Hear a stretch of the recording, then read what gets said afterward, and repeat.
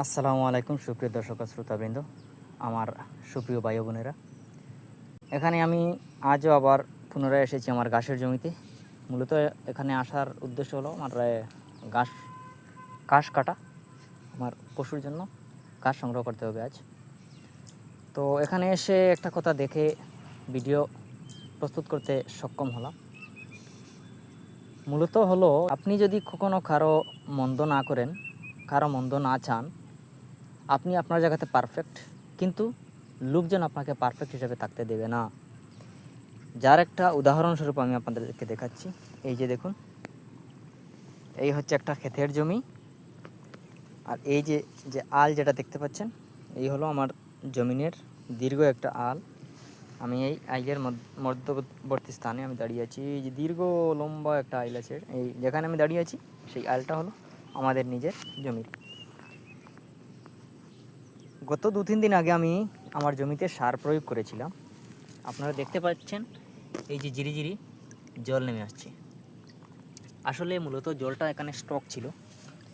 এই জলটা স্টক করে আমি সার প্রয়োগ করেছিলাম, কিন্তু ওই জমির মালিক, ওই পার্শ্ববর্তী জমির মালিক, এই যে আপনারা দেখতে পাচ্ছেন সমস্ত আলটা কেটে উনি জল নিষ্কাশনের ব্যবস্থা করে দিচ্ছেন।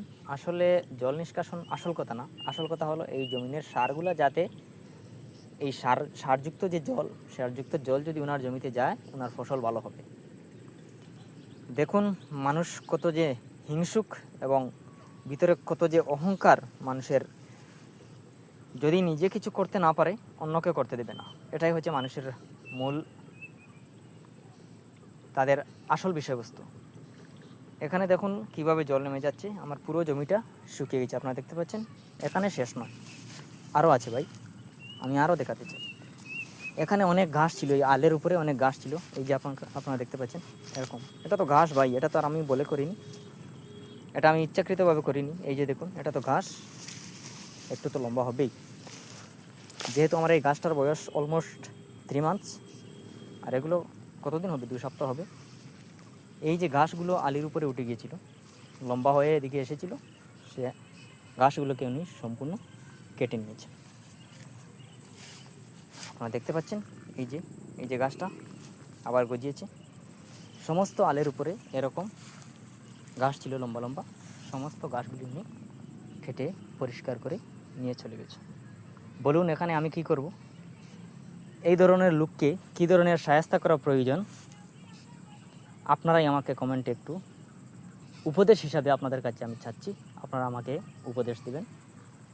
কিন্তু পরিশ্রম তো করছি, কিন্তু চারিদিকে মানুষ যেভাবে আমাকে ঘেরাও করে রেখেছে, কেউ রাস্তা বন্ধ করে রাখছে, কেউ বা আবার জমি থেকে ঘাস কেটে নিয়ে যাচ্ছে, কেউ বা আমাকে গাছ লাগানোর সময় অনেক কটু কথাও বলেছে, কেউ আমাকে এটা নিয়ে হাস্যকরভাবে বা কৌতুকভাবে আমাকে ট্রিট করেছে।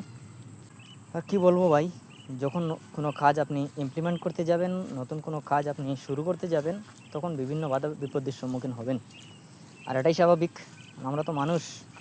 বাধা বিপত্তি না আসলে আমরা পজিটিভ আছি না নেগেটিভ আছি, দ্য ভ্যালু অফ পজিটিভিটি বুঝতেই পারা যায় না।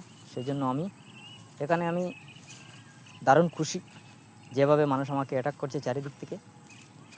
আমি মনে হয় আমার সাকসেসের শিখরে আমি পৌঁছতে পারবো।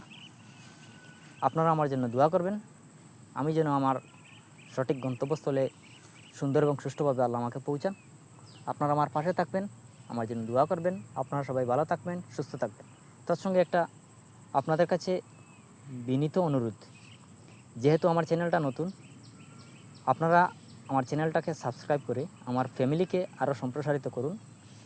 আপনারা লাইক এবং কমেন্ট করে আমাকে আরও অনুপ্রাণিত, আরও উৎসাহিত করুন। বিশেষ করে আপনারা সাবস্ক্রাইব করে আমার পরিবারকে আরও সম্প্রসারিত করার জন্য আপনাদের কাছে আমার বিনম্র অনুরোধ এবং আহ্বান। আপনারা দয়া করে আমাকে এইটুকু করে আমাকে সাহায্য এবং সহযোগিতা করুন। ধন্যবাদ। আসসালামু আলাইকুম।